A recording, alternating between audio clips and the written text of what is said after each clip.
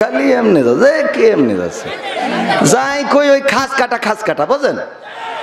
একজন পড়ে গেছে নদীর রচনা, পড়ে গেছে এই কুমিরের রচনা, যেই দেখে খাতায় পড়িছে নদীর রচনা। তো এখন কুমিরের রচনা মুখস্থ করে গেছে, নদীর রচনা কমান আসেনি, তা কি করবে? ও লিখেছে নদী খুব আঁকা বাঁকা চলে, কপোতাক্ষ নদের পড়ে আমাদের MM কলেজ, মানে ওই যে মাইকেল মধুসূদনের বাড়ি, এই নদী খুব সুন্দর, ওখানে বসে কবিতা লিখতো। আর ওই নদীতে একটা কুমির ছিল, কুমিরের হুল ছিল, সুর ছিল, ল্যাস ছিল অনেক লম্বা, খাস কাটা, এই 3 পৃষ্ঠা খাস কাটা লিখেছে। এখন পরে স্যার দেখছে তো বেকায়দা অবস্থা, নদীর রচনা ও কুমির লিখে থিয়েছে।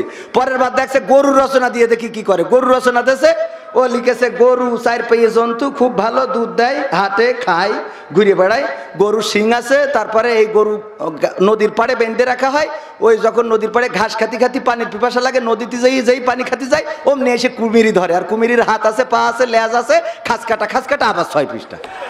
এ তো স্যার দেখছে বেকায়দা অবস্থা, যাই দিই খালি খাস কাটা। এইবার দেখছে যে একটা বাড়ির রচনা দিই, দেখি দেই বাড়ির রচনায় ও খাস কাটা কনে পায়। তো বাড়ির রচনা লিখেছে একটা বাড়ি খুবই সুন্দর, টিনের ছাউনি, ঘর আছে, জানালা আছে, দরজা আছে। এই বাড়িটা ছিল এক নদীর কিনারায়।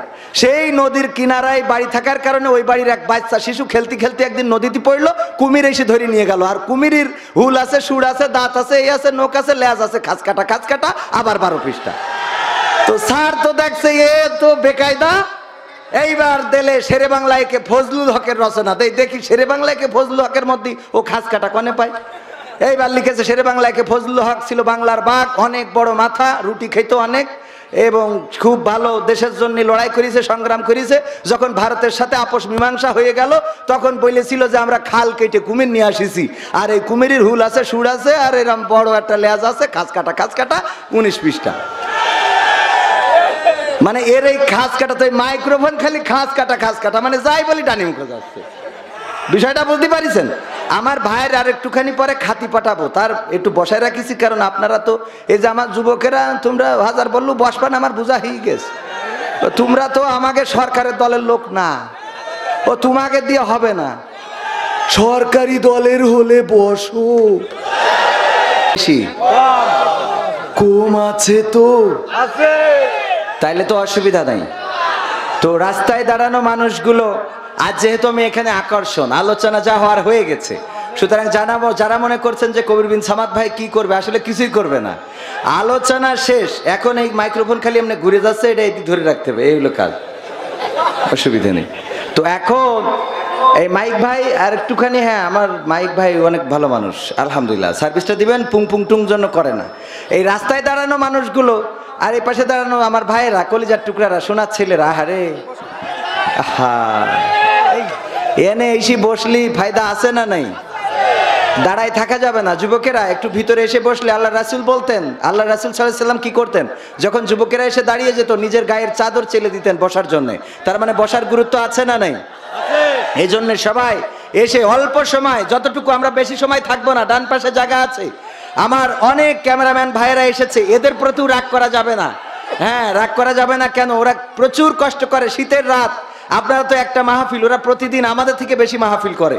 অনেকেই বলতে পারেন যে হয়তো 2টা পয়সার জন্য করে বেড়াই, আসলে কিন্তু পয়সার জন্য আরো অনেক কিছু করা যায়। এই মাহফিল বাদ দিয়ে করার রাস্তা আছে না? ওই যে মেয়ে এসে যে বিভিন্ন ভিডিও বানাচ্ছে উল্টো পাল্টা, এরকম বানানো যায় না? ওগুলো না করে যারা মাহফিল ভিডিও করছে ওদের থেকে উত্তম, ঠিক কিনা? সুতরাং আমরা এদের প্রতি রাগ হব না, আমরা আমাদের ইউটিউবার ভাইদের সম্মান করবো ইনশাআল্লাহ। তো সবাই এসে বসার জন্য বিনীতভাবে অনুরোধ জানাচ্ছি। ওয়াজ হয়ে গেছে, এখন বাকি হলো ফিনিশিং দেব, খেলা হবে না, ঠিক আছে তো? ইন্নাল হামদালিল্লাহি নাহমাদুহু ওয়া নাস্তাঈনুহু ওয়া নাস্তাগফিরুহু ওয়া নু'মিনু বিহি ওয়া নাতাওয়াক্কালু আলাইহি ওয়া নাউযু বিল্লাহি মিন শুরুরি আনফুসিনা ওয়া মিন সাইয়্যাতি আমালিনা মান ইয়াহদিহিল্লাহু ফালা মুদিল্লা লাহু ওয়া মান ইউদ্লিলহু ফালা হাদিয়া লাহু ونشهد أن لا إله إلا الله ونشهد أن سيدنا محمدا عبده ورسوله الذي أرسله بالحق بشيرا ونذيرا وداعيا إلى الله بإذنه وسراجا منيرا فقد قال الله تعالى في كلامه المجيد والفرقانه الحميد সবাই পড়েন আউযু বিল্লাহি মিনাশ শাইতানির রাজিম বিসমিল্লাহির রাহমানির রহিম منها خلقناكم وفيها نعيدكم ومنها نخرجكم تارة أخرى وقال الله تعالى في شانها ببي إن الله وملائكته يصلون على النبي يا أيها الذين آمنوا صلوا عليه وسلموا تسليما اللهم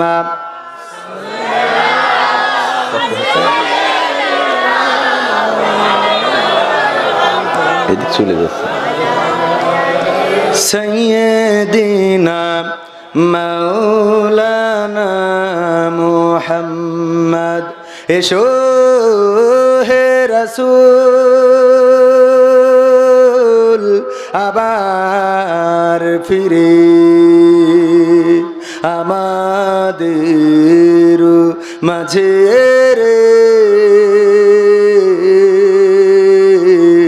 নতুন করে খুতবা দিতে কাবার মিনার পরে আল্লাহুম্মা সাল্লি আলা সাইয়্যিদিনা মাওলানা মুহাম্মদ ওয়া আলা আলি সাইয়্যিদিনা নবীর নামে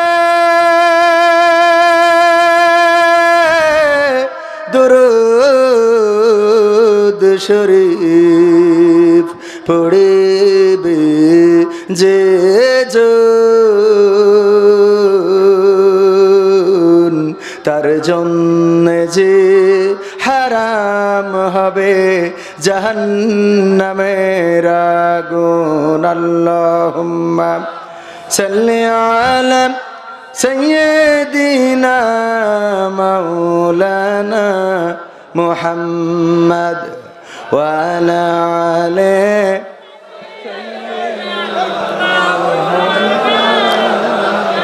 আমার যখন ফুরাবে দিন আসবে গহীন রাতি আমার যখন ফুরাবে দিন আসবে গহীন রাতি থেকো আল্লাহ জীবনে থেকো আল্লাহ জীবনে হয়ে চিরসাথী আসবে গহীন রাতি আমার যখন ফুরাবে দিন আসবে গহীন রাতি জীবন নদীর দুকুল জুড়ে আসলে আমানিশা থাকবে না আর দু চোখে হায় একটু আলোর দিশা জীবন নদীর দুকুল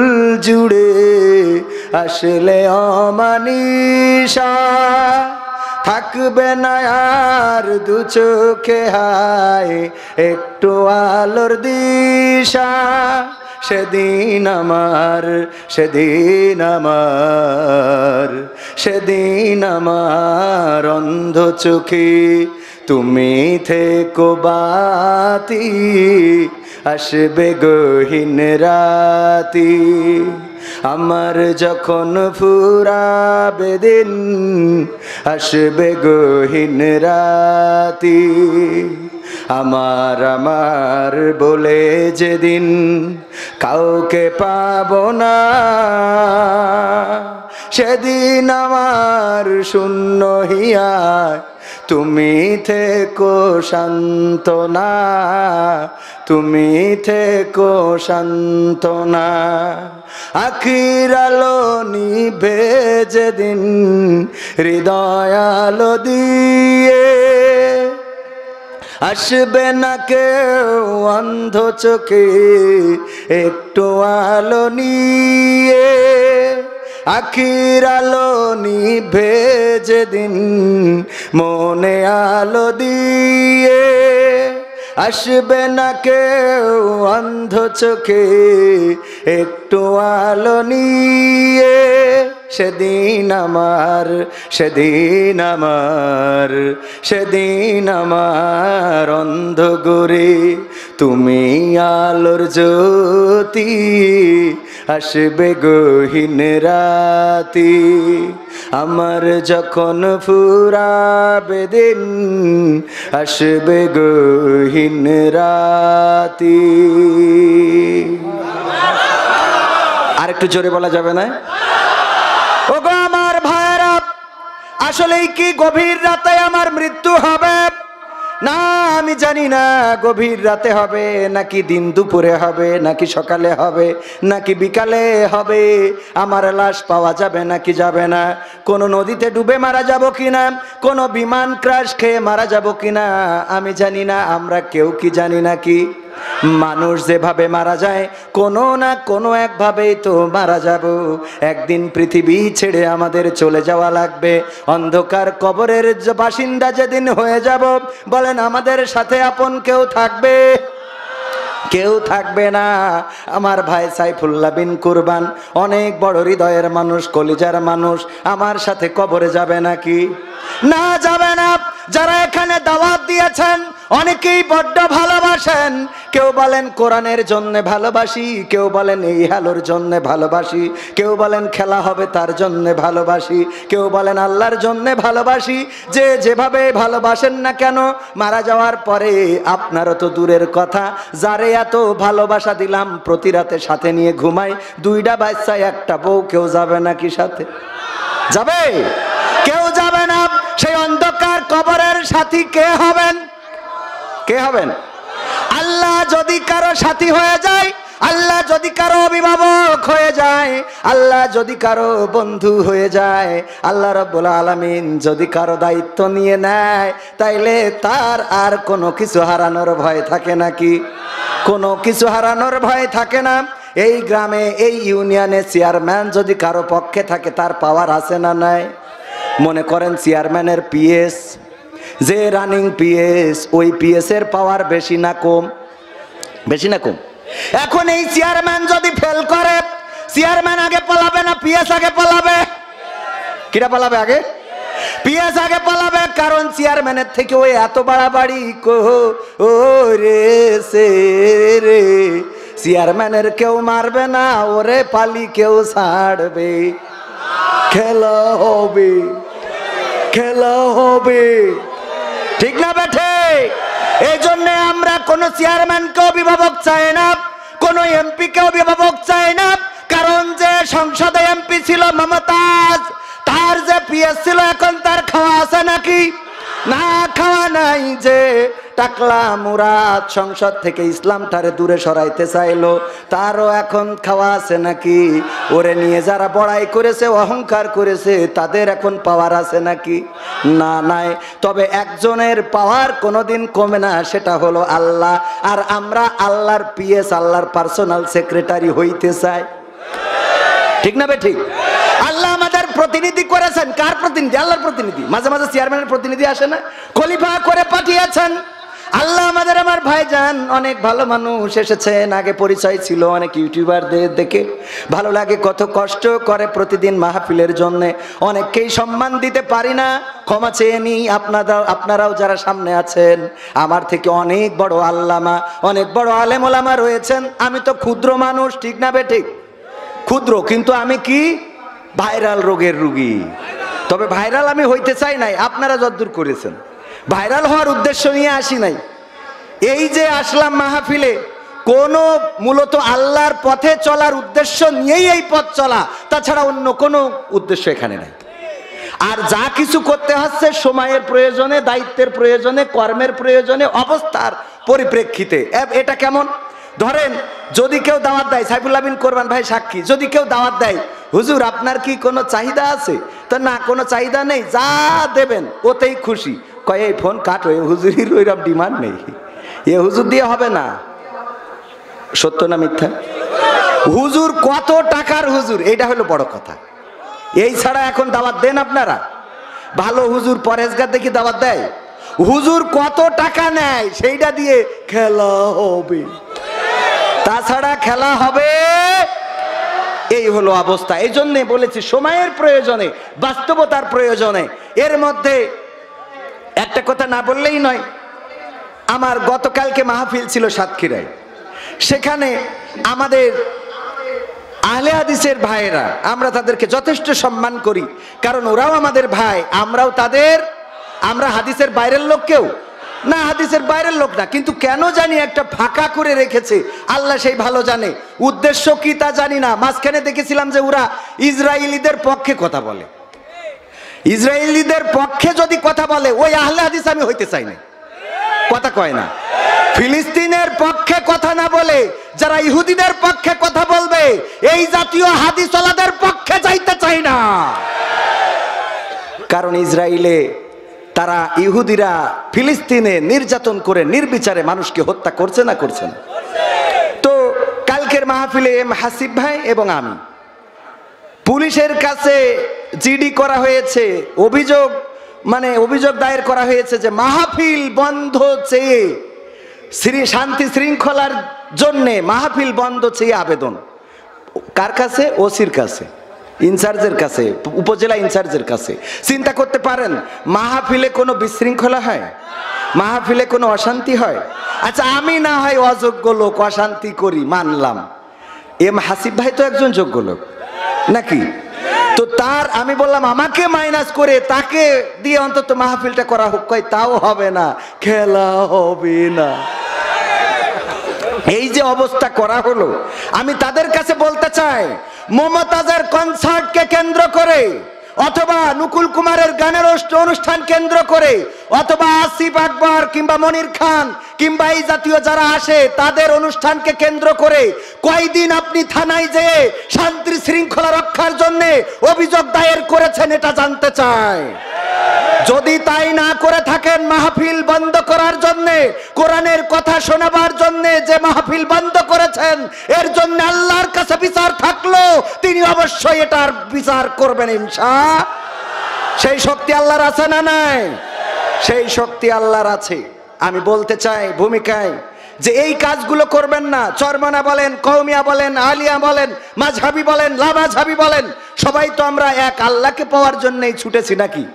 কেউ যদি যশোর যাইতে চায়, মনিরামপুর দিয়েও যাইতে পারে, বাঁকড়া দিয়েও যাইতে পারে, পুলিরহাট দিয়েও যাইতে পারে, আর এক জায়গাতেও আরো রাস্তা আছে না নাই? যারা অন্তত যশোরে যাইতে চাচ্ছে, বিভিন্ন রাস্তায় অ্যাপ্লাই করতেছে, অসুবিধে নেই। কিন্তু কেউ যশোরে যাবে, ও উল্টো বেনাপোল মুখো যাচ্ছে, ওর দিয়ে হবে? তো সুতরাং জান্নাতে যারা যাইতে চায়, তারা যদি একটু রাস্তা আঁকাবাঁকা হয়, যাক না একটা রাস্তায়। জাতি তো জান্নাতে চাচ্ছে, যে ডাইরেক্ট জান্নাতের বাইরে ওই জাহান্নামের দিকে দৌড়াচ্ছে, আছে না? প্রতিযোগিতা করতেছে কত তাড়াতাড়ি জাহান্নামে যাওয়া যায়। টেলিভিশনে আসে, ওদের মনে হয় ব্লাউজ খুলে থিয়ে আসতে বললে আরো ভালো হয়, ঠিক না বেঠে? কি একটা অবস্থা। আবার এদিকে বিয়ে করছে বুড়ো বয়সে, 18 বছরের তরুণী। ভাই তুই বিয়ে করেছিস কর, আমার এই যুবকের কলজের মধ্যে আগুন জ্বলাস কেন? ওদের একটা হচ্ছে না, তুমি বুড়ো বয়সে নিয়ে টিকটক মেরি বেড়াচ্ছাও তুমি। সত্য না মিথ্যা? এই যুবকদের এই যে ঝামেলা করতেছাও, এর জন্য দায়ী থাকবা। ওকে যে ঘুম হয় না, আর ঘুম হলেই সকালবেলা আবার ডিস্টার্ব, এগুলোর জন্য কে দায়ী থাকবে? এইগুলো দেখায় না, দেখায় না? আর এইগুলোরে টেলিভিশন প্রমোট করে, আছে না নাই? টেলিভিশনে নিয়ে যেয়ে তাদেরকে দেখায়। সেদিন এক যুবক না পেরে আমার কাছে চাঁপাইনবাবগঞ্জে সিরকুট দিয়েছে, হুজুর আমার বিয়ের তো বয়সেই তেস মারা খাচ্ছি, এখন আমার আব্বা আম্মা বলছে প্রতিষ্ঠিত না হলে বিয়ে দেবে না, আপনি বলেন আমি এখন তো জিনার দিকে চলে যাচ্ছি, তা করবো ডাকি? আমি বললাম ভাই তুই স্টেজে আয়, আমি তোর বাপ মার খুঁজি, আমি বিয়ে দিয়ে যাবো কেন দরকারে, কারণ তোর তো বেকায়দা অবস্থা রে। বললাম তোমার বাবা কি প্রতিষ্ঠিত হয়ে বিয়ে করিল না তার আগেই তেশ মারিল, সেইটা আগে দেখতে হবে। বাবারা যদি বলে আগে প্রতিষ্ঠিত হও, তো বাবা কত বছর বয়সে কি করে বিয়ে করলো দাদার কাছে আগে শুনবা, যে ঝোঁক লাগিল আর উনি বিয়ে মারিল কিনা। কথা ঠিক আছে তো? তুমি ছেলে প্রতিষ্ঠিত করবা, তোমার সময় ঝোঁক লাগিল বিয়ে করে নিয়ে আইলে কেন? আর এই ছেলেগেরও বলছি যে তোমাদেরও দোষ আছে, সারাদিন বট গাছের গোড়ায় বসে ফ্রি ফায়ার খেলবা আর কবা আব্বা বিয়ে দাও, ওতে খেলা হবে না, হবে? ওতে খেলা হবে না। যাই হোক ভাইরা আমার, আমি প্রথম ভূমিকায় যেটা বলতে চেয়েছিলাম সেটা হলো যে অভিভাবক হিসাবে আমরা কাকে চাই? এখানে আমরা যারা এসেছি আল্লাহকে পেতে চাই না চাই না? আল্লাহকে যদি পেতে চান এই মাহফিল শেষ না করে চলে যাব, ঠিক না বেঠিক? নাকি থাকবো? এখানে থাকলে সব আছে না নাই? আমার আল্লাহ বললেন ওয়াইযা কুরিয়াল কুরআনু ফাসতামিউ লাহু ওয়া আনসিতু লাআল্লাকুম তুরহামুন। আমার আল্লাহ বলছেন যখন তোমাদের সামনে কোরআন পড়া হয়, কোরআন তেলাওয়াত করা হয়, তখন তোমরা চুপ থাকো, তোমাদের হৃদয়ের কান দিয়ে শোনো, যাতে করে তোমাদের উপরে আল্লাহর রহমত বর্ষণ হতে পারে। বলেন সুবহানাল্লাহ। আল্লাহর রহমত চায় না চায় না?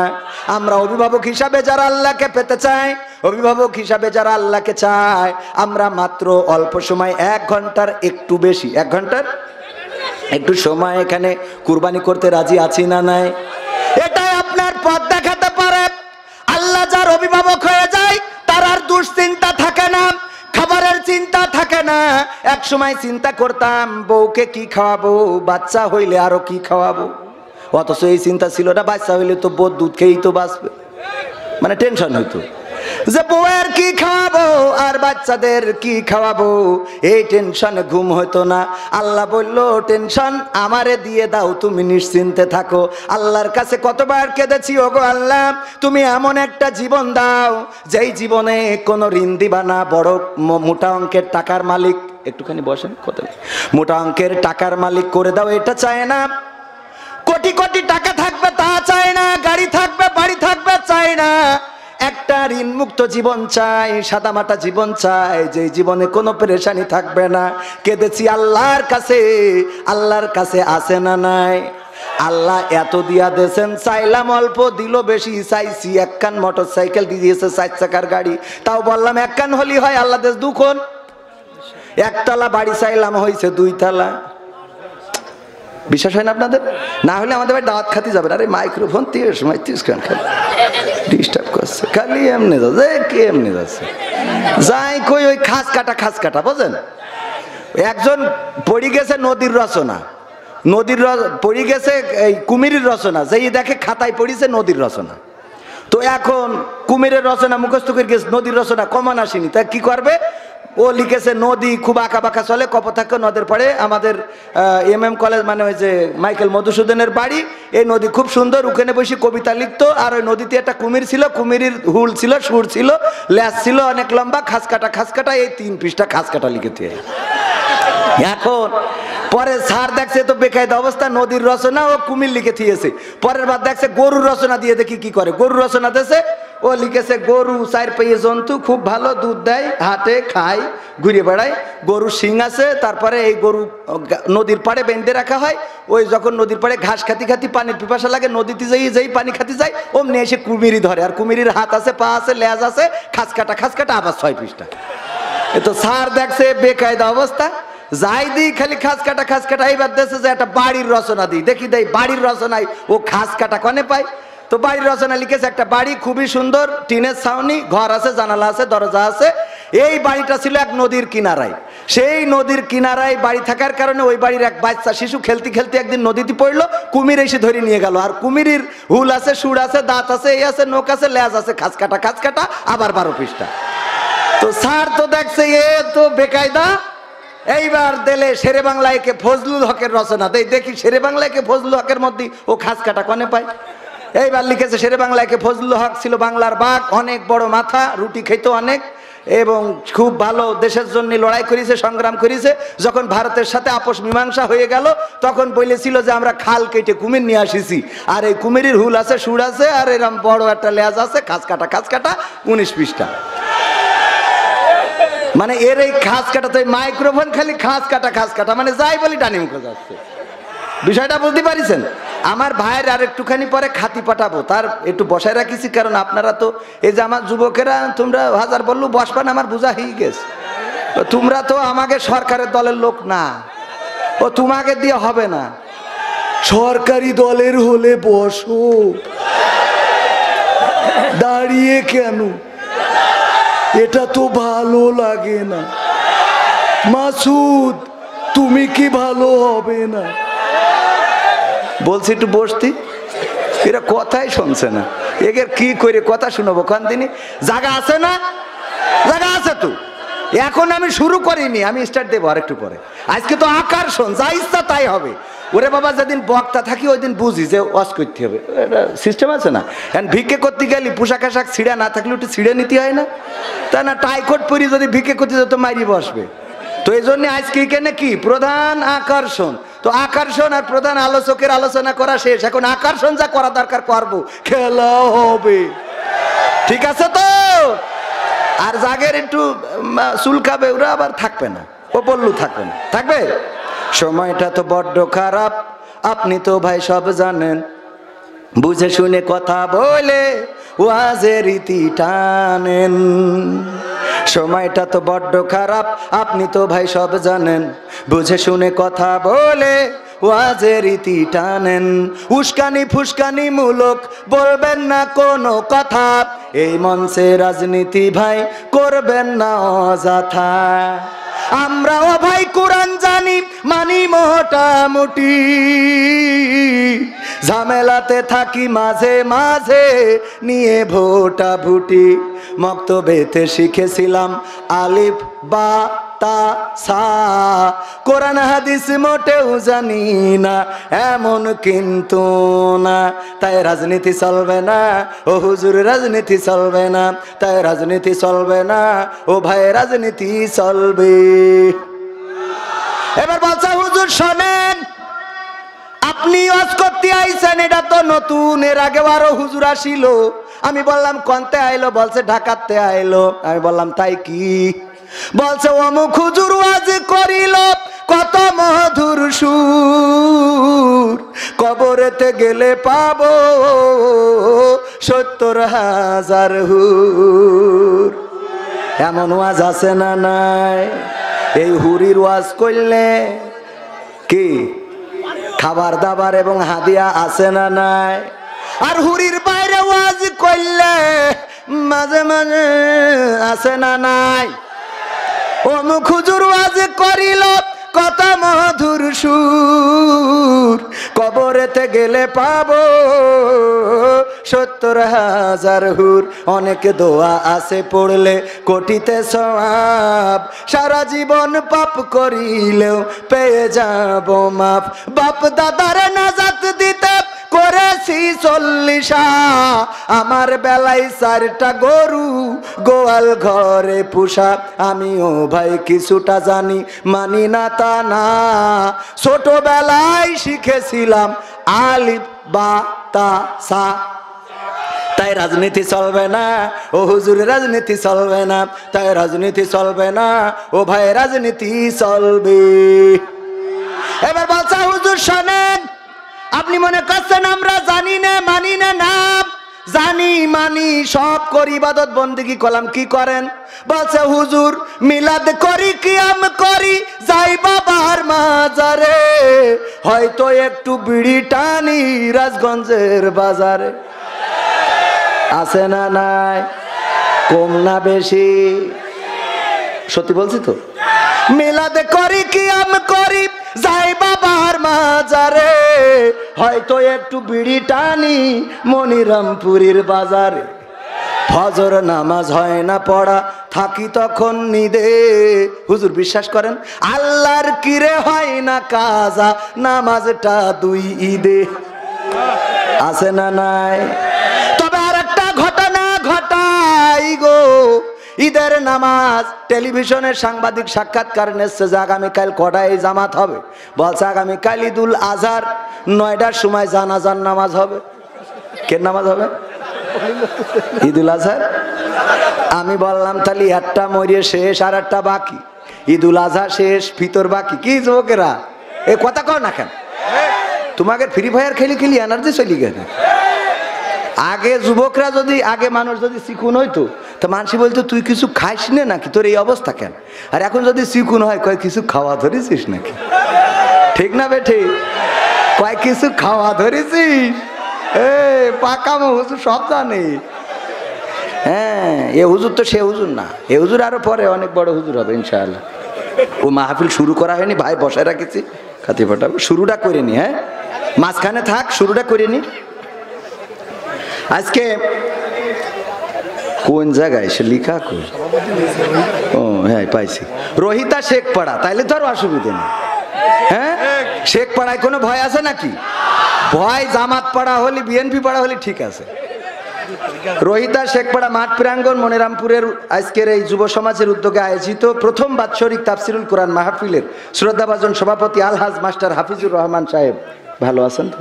সভাপতি হওয়া যে কি কষ্টে, সারাদিন বসে থাকা, আর যে যা বলবে পিঠির পথে চলে যাবে। তবে কিছু সভাপতি আছে ওরা অত সহ্য করতে রাজি না। সেদিন কুমিল্লায় এক সভাপতি ছিল, আমি জানি না যে সুদখোর, আমি সুদের বিরুদ্ধে